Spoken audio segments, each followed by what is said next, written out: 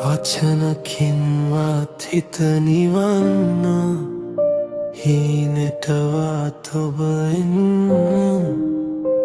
ඔබට හැරවෙන දැනුණා වෙන කෙනෙක් නෑ මං දන්න මතක අතරේ අතරම අහනිනවද ඇවිදින් ඕනම කාලි ගිහින් තනිකරේ ඇයි මෙලසින් තුරුළු වෙන්න සෙනෙහසින් කියන්න හදවත රිසි ලෙසින් ඔබ තරම්ම වටහාගත්තිතින් තාත්තේ නැහැ මාතරේ කවුරුවත් ඉන්න තිබ්බා තව කාලයක් නොසිතෙන්න ඇති තනි වෙයි මමත්